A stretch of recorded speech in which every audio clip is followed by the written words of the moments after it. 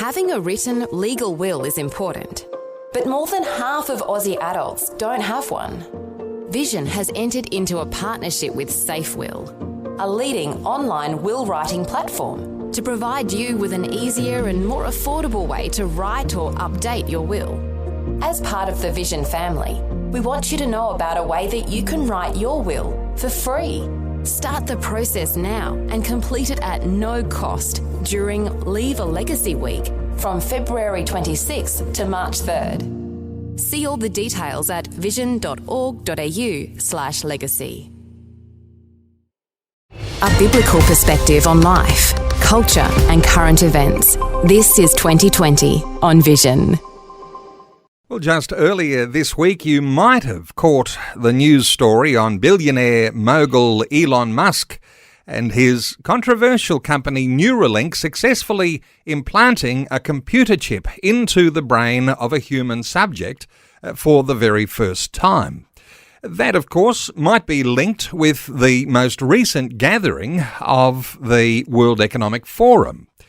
And while there are lots of conspiracy theories that surround the World Economic Forum, sometimes it's good to focus on some of the main players that seem to guide and shape the philosophies of the WEF. Bill Muehlenberg's been reflecting on one of those players, Yuval Noah Harari. And Bill Muehlenberg back with us for another great year ahead on 2020. Bill, a special welcome back to 2020. It's great to be with you once again. Bill, this name comes up in conversation quite frequently, and my suspicion is that there's not a lot of people who really know some of the background or some of the philosophies of this character, Yuval Noah Harari. But he seems to be a very influential voice in the world today, and especially via this World Economic Forum. What are your thoughts on this what some call a conspiracy theorist? Oh, well, many of your listeners would know of the WEF, the Great Reset, Klaus Schwab. I'm sure we've talked about all three over the years. And yeah, they've just met again in Switzerland, as they do.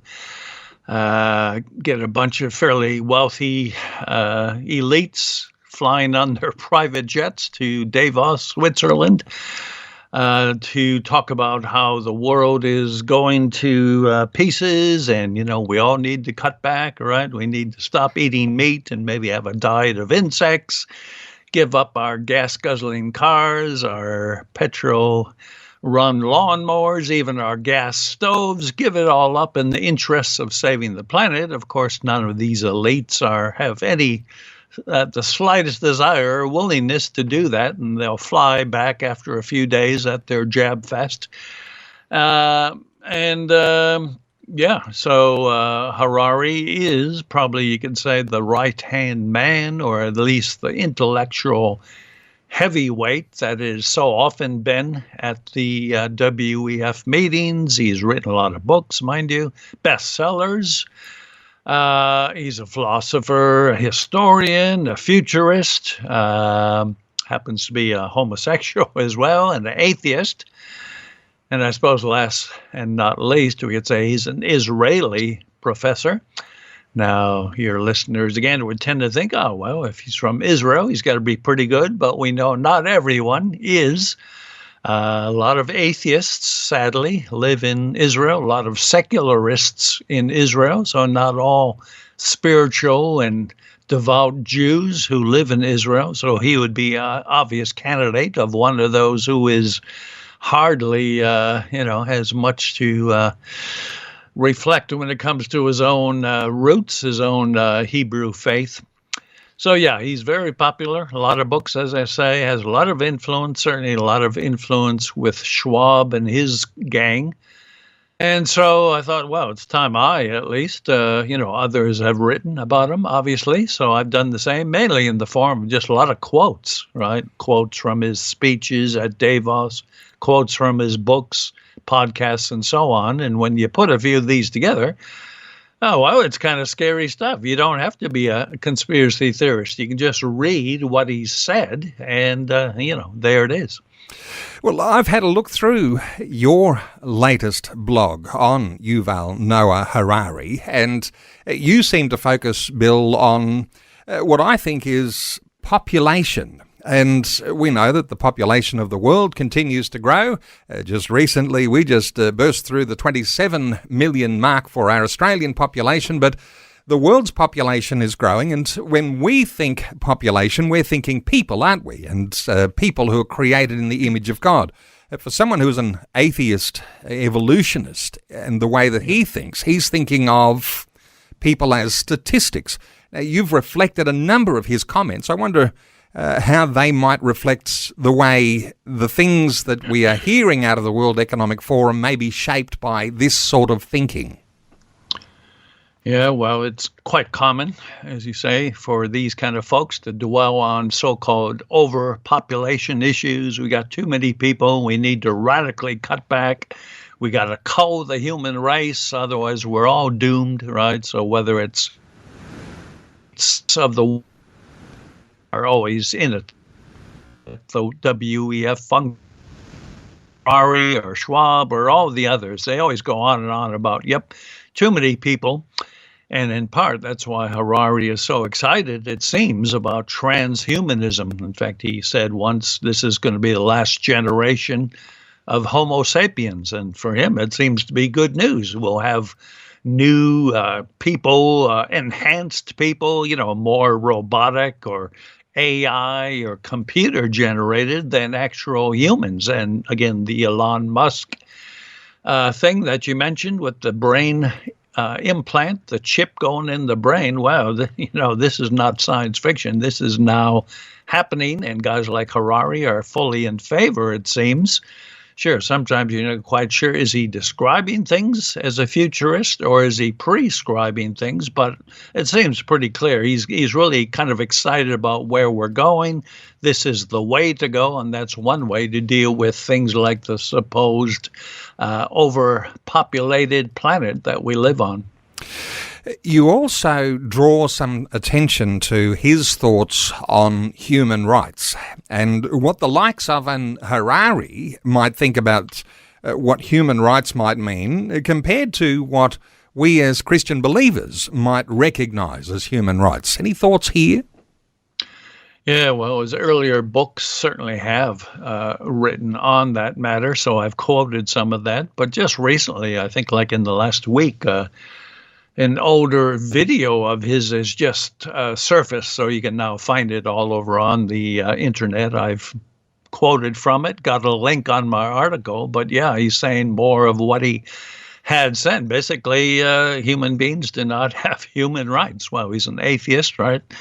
So there is no God. Where would you get human rights from anyways? As you say, the evolutionary thing doesn't exactly give rise to things like human dignity and respect and human rights. It's kind of a dog-eat-dog world, eat or be eaten.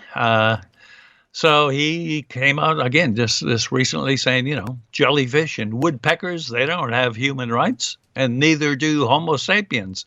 So that's just how it is. I mean, it sounds nice, he says, to think we do have human rights, but we don't. You have to get used to it. We live in a material world. You can't smell, taste, touch human rights. So, it's off the agenda. So again, the atheist worldview of him coming through loud and clear, and has some pretty ugly repercussions and implications for who we are as people and how we should treat one another. And this atheist evolutionist idea and human rights, not about equality, but about really a survival of the fittest. Thoughts here on some of the things he's been reflecting on? Yeah, well, again, this is another one of those areas some people could say, oh, he's simply describing what he thinks is coming and not saying this is a good thing. But it seems to me the more you read him and listen to him, he actually does think it's a good thing. So on the one hand, he warns about elites that will take over, totalitarian elites. And this is where, if we're not careful, we'll head. And yet, well, look at him. What does he do? he hangs around with probably the most totalitarian yet intellectually respectable elites on the planet, right? The Davos gang, the Great Reset mob, Schwab, WEF, all the people that come there year in and year out, telling us we have to cull the planet, we need more trust in science and technology, we got to run with transhumanism. So it seems to me he's pushing elitism as much as anybody, and he seems quite happy about it.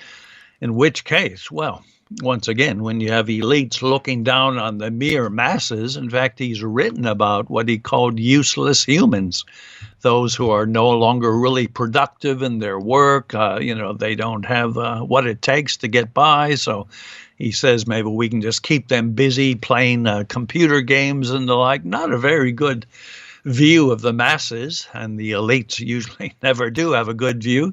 So, yeah, that's the agenda he's pushing. That's the WEF agenda that's being pushed, and it's something we need to take seriously because, again, when you got billionaires like Bill Gates and all the others coming in, pushing this, hobnobbing with politicians and others, that's the direction much of the West is heading, and it doesn't look very promising at all. Let me bring you back to some initial thoughts we started with, and Elon Musk and his brain implants that happened earlier on this week, and contributing to this aspiration that we're talking about, and transhumanism being something of an aspiration for a future where, man and machine combined, and then who needs man? Just the machines. Let me just ask you about that, Bill, and what sort of reflection you've noted from Yuval Noah Harari.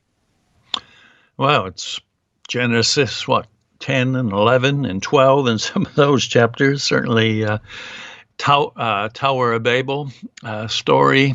First, we had the list of nations described, and then coming together to become as God and to reach up to the heavens. So God takes pretty fast action on that one, dividing the people and their languages. So it's always this push to become like God, to transcend boundaries that God placed on us, certainly in a fallen world, the search for immortality, right? So they're futurists who are looking at the future, but they're speaking of a transhuman future, right? It'll be the end probably of humans as we know them, but we can still obtain immortality without the help of God, right? He even talks often about the Bible and God and, in the past, how you obtained immortality.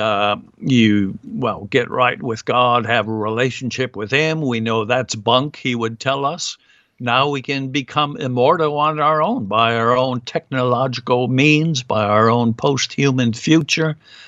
So it's the same old desire. And I guess if you're an atheist and, you think, I'm just, living 70 years and that's it? Or can I live forever? So it's a dream, certainly the atheists would have and many others.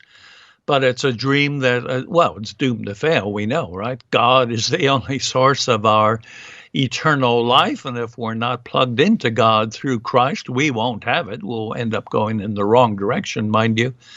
So it's this failed dream, which really was even back earlier in Genesis in the garden, right? To become as God, to have knowledge like God. That's what blew it with our first parents. And people are still trying to do the same thing today, trying to become as God and know everything God knows, but without God. Sorry, doesn't work. Well, the future looks like tyranny ruling and the risks of ruling artificial intelligence. Again, that's tyranny and a world where no human rights exist. Bill, just let me ask you here, because lots of us have enjoyed science fiction over the years, and we've thought the growth of technology and all of this is going to be a wonderful thing for mankind, and no doubt there'll be a fabulous, wonderful contribution that this technology is going to have. But for the Christian believer here, there's something that we need to do to navigate the way forward, and I guess that means not losing sight of the Creator who actually gives us value, purpose, and human rights. Any final thoughts from you on that? Yeah, well, it's a two-edged sword, as we know, technology and the new technologies, whether robotics or AI or just everything, genetic engineering. It can be used for good or ill. And, well, you've got glasses on. They're pretty handy to have. In fact, you got a computer and a microphone and speakers. All this is the stuff of technology. So we can use it for God and his glory. But there's a lot of other darker things. Elon Musk is funny. We've talked about him already, right, on many areas. He's kind of good, kind of conservative. He often challenges the woke agenda items, whether it's the trans agenda or you name it. So in that sense, Musk is kind of good. But here, as we say, Neuralink, his push for the transhumanist future, his tinkering with human beings, including chips in the brain, that's where the technology gets scary. That's where the vision and the science and even the optimism for the future can become quite grim and scary indeed. So, well, by the way, I think I've said this before. I pray for guys like Musk every day. Wouldn't it be neat if he did become a Christian? He could keep taking on the woke agenda, but maybe give up some of his transhumanist agenda. So let's pray for Musk and others in this area. If you're keen, the Bill Gates of the world, the Zuckerbergs of the world, all the other tech giants and, media giants, we got to pray for them as well. They've had a lot of influence, often for bad. So it'd be neat if they got saved and had some influence for good. Well, some great insight today, Bill, on some of the thinking around what's going on in the World Economic Forum and on one of those key identities, Yuval Noah Harari. And for listeners who want to read some more about what Bill Muehlenberg has gleaned from the writings of Yuval Noah Harari, you can find Bill's latest article at billmuehlenberg.com, or you can simply Google Culture Watch, just one word. Bill Muehlenberg, wonderful getting your insights as always. Thanks so much for another great one today on 2020. Thanks again, Neil. Thanks for taking time to listen to this audio on demand from Vision Christian Media. To find out more about us, go to vision.org.au.